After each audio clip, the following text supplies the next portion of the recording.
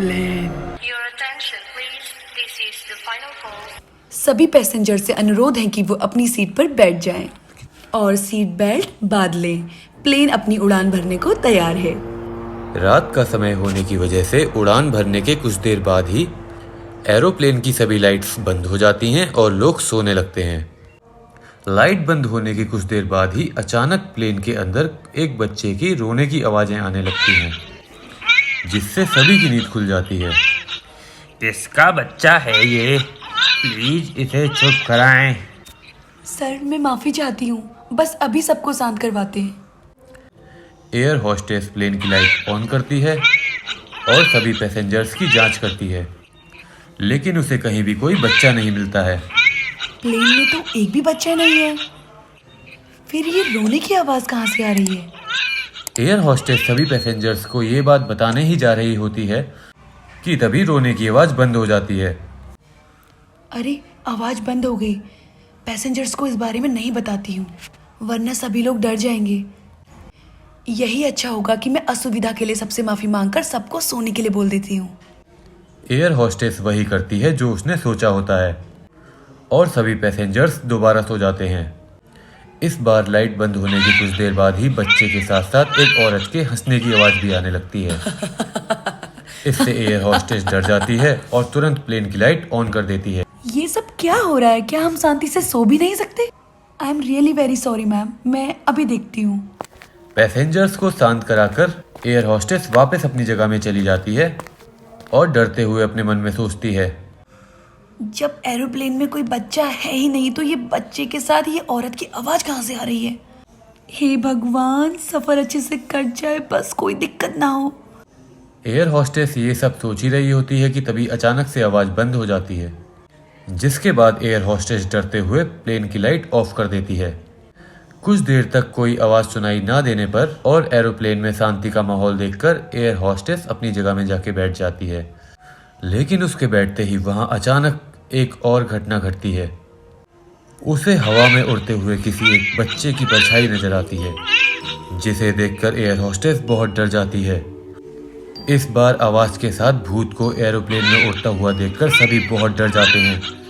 लोगों को डरा हुआ देखकर एयर होस्टेस सुरक्षा को ध्यान में रखते हुए एक अनाउंसमेंट करती है, कृपया आप सब अपनी जगह से ना हिलें और अपनी अपनी सीट बेल्ट बांध लें। डर की वजह से यहाँ भगदड़ हो सकती है, जिससे हम सबकी जान को खतरा हो सकता है। एयर होस्टेस की बात सुनकर सभी लोग अपनी जगह पर बैठे रहते हैं और सीट बेल्ट बांध लेते हैं, जिसके बाद वो बच्चा रोता हुआ पूरे प्लेन में उड़ता रहता है, जिसे अनदेखा करने के लिए कोई अपनी आंखें बंद कर लेता है तो कोई मन ही मन मंत्रों का जाप करने लगता है। भूतनी को अचानक से प्लेन में देखकर एक बुजुर्ग आदमी को दिल का दौरा पड़ जाता है और उसकी मौत हो जाती है।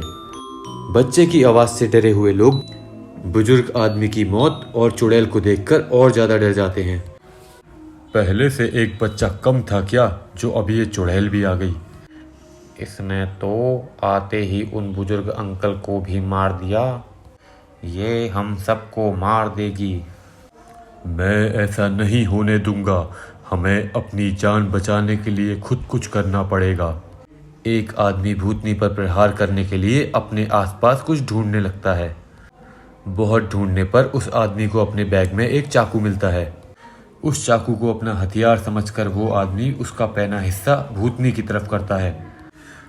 वो चुड़ैल पर हमला करने के लिए तेजी से आगे बढ़ता है। जैसे ही वो आदमी आगे बढ़ता है, भूतनी वहां से ओझल हो जाती है और उस चाकू का पैना हिस्सा सीधे एयर होस्टेस की गर्दन पर जा लगता है, जिससे उसकी वहीं पर मौत हो जाती है। प्लेन में ये सब होता देख सभी पैसेंजर्स बहुत डर जाते हैं और भूतनी अपने ऊपर हमला होता देख बहुत गुस्से में आ जाती है।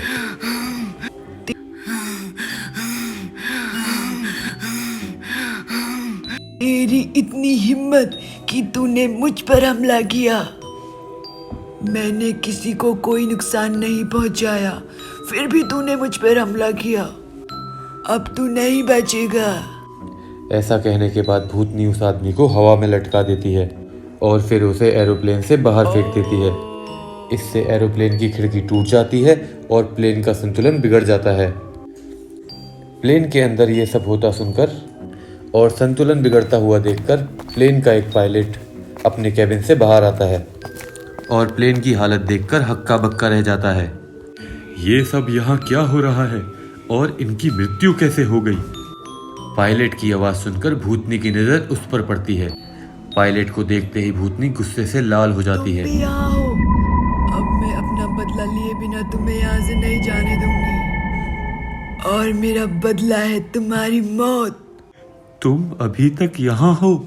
मुझे लगा कि मैंने तुम्हें खो दिया और दोबारा तुमसे कभी नहीं मिल पाऊंगा, पर तुम्हें यहाँ देखकर मुझे बहुत अच्छा लगा। पहले मुझे और मेरे बच्चे को तुमने मार दिया और हमें नहीं बचाया। अब प्यार का दिखावा कर रहे हो। मैंने तुम्हें नहीं मारा, तुम बेहोश हो गई थी, इसलिए तुम्हें सच्चाई का पता नहीं है। एक बार मेरी बात तो सुन लो।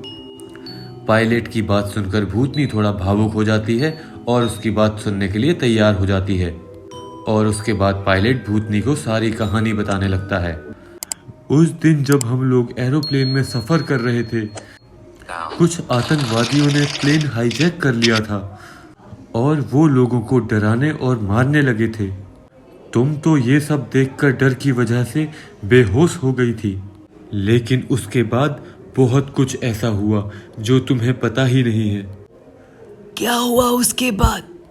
उन आतंकवादियों के आतंक की वजह से लोग बहुत डर गए थे और वो लोग अपनी जान बख्शने के लिए उन आतंकवादियों से भीख मांग रहे थे, लेकिन उन आतंकवादियों ने किसी की एक ना सुनी और लोगों को मारना शुरू कर दिया।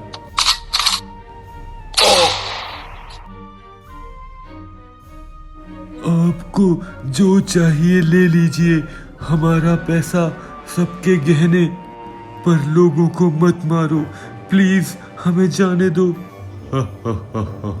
देखो सब कैसे अपनी जान की भीख मांग रहे हैं, पर इसका कोई फायदा नहीं है क्योंकि सब मरेंगे। और फिर उन आतंकवादियों ने लोगों को प्लेन से नीचे फेंकना शुरू कर दिया, जिस वजह से एरोप्लेन में भगदड़ मच गई और एरोप्लेन का संतुलन खराब हो गया। मैं उस समय तुम्हारे साथ प्लेन में सफ़र कर रहा था और ये सब होता देख मैं अपने अंदर के पायलट को रोक नहीं पाया। प्लेन क्रैश होने से बचाने के लिए मैं तुमको वहीं सबसे सेफ और कोने वाली सीट पर लिटाकर पायलट केबिन में चला गया। तुम मुझे उन आतंकवादियों के बीच अकेला छोड़कर चले गए थे और बोल रहे हो कि तुमने मुझे और मेरे बच्चे को नहीं मारा। अगर तुम वहीं रहते तो शायद आज हम तुम्हारी तरह जिंदा होते। ऐसा कुछ नहीं है, मैं हम सबकी जान बचाना चाहता था। एक बार मेरी पूरी बात सुन लो। मेरे कैबिन के अंदर जाने के बाद उन आतंकवादियों में से एक मेरे पीछे पीछे कैबिन के अंदर आ गया और उसने बिना कुछ सोचे समझे प्लेन में बैठे दोनों पायलट्स को गोली मार दी और मुझे भी गोली मार दी, जिससे उन दोनों की तुरंत मृत्यु हो गई। लेकिन मेरी गोली दिल की जगह उसके नज़दीक लगने के कारण मैं सिर्फ बेहोश हुआ था। उस आतंकवादी को लगा कि हम तीनों मर गए और वो वहाँ से चला गया। कुछ देर बाद जब मुझे होश आया तो बहुत हिम्मत करके मैंने एरोप्लेन को ऑटो पायलट मोड पर किया और मदद के लिए मैसेज भेजकर आतंकवादियों की नज़रों से छुपते हुए केबिन से बाहर निकल कर आया। तुम मुझे बस इतना बताओ, अगर मैं बेहोश थी तो मेरी मौत कैसे हुई? और तुम्हें गोली लगी थी तो तुम बचे कैसे? केबिन से बाहर निकलने के बाद मैं जैसे तैसे छुपते छिपाते जब तुम्हारे पास पहुंचा तो मैंने देखा कि उन्होंने तुम्हारे पेट में गोली मार रखी थी और तुम्हारी मौत हो चुकी थी। तुम्हें ऐसे हाल में देखकर मुझे बहुत गुस्सा आया और मैंने वहीं पास में पड़ी एक कांच की बोतल से उस पर हमला कर दिया। इसके बाद जितनी देर में वो लोग मुझ पर हमला करते, बाहर से हमारे लिए मदद आ गई और उन्होंने सभी आतंकवादियों को पकड़ लिया। एरोप्लेन की सेफ लैंडिंग कराई गई। मुझे और मेरे 7 बचे जिंदा लोगों को हॉस्पिटल ले जाया गया। कुछ समय तक इलाज चलने के बाद मैं स्वस्थ हो गया, लेकिन उस हादसे में तुम्हें खोने के बाद मैंने अपने पायलट की नौकरी से इस्तीफा दे दिया और एरोप्लेन में सफ़र करना भी छोड़ दिया। जब तुमने एरोप्लेन में सफर करना छोड़ दिया था तो तुम आज यहाँ क्या कर रहे हो? आज सुबह एयरलाइन से मेरे पास एक फ़ोन आया कि उन्हें एक पायलट की अर्जेंट ज़रूरत है। उन्हें मेरी मदद चाहिए थी और उनके पास दूसरा कोई और रास्ता भी नहीं था और मैंने हाँ कर दिया। पर मुझे अब समझ आया कि यहाँ मुझे मेरी किस्मत तुमसे मिलाने के लिए लाई थी। प्लीज़ आज तुम भी ये सब मत करो, सबको छोड़ दो। गुस्सा तो मुझे तुम पर बहुत था, पर आज समझ आया कि वो बेमतलब का गुस्सा था। मैंने ऐसा कैसे सोच लिया कि मेरा पति अपनी पत्नी और बच्चे को ऐसे छोड़ देगा। मुझे माफ़ कर दो, मैं किसी को कोई नुकसान नहीं पहुंचाऊंगी। इसके बाद प्लेन में बैठे सभी लोग उस आत्मा की मुक्ति के लिए प्रार्थना करने लगते हैं और उसके बाद उसकी आत्मा मुक्त हो जाती है और वो प्लेन से ओझल हो जाती है।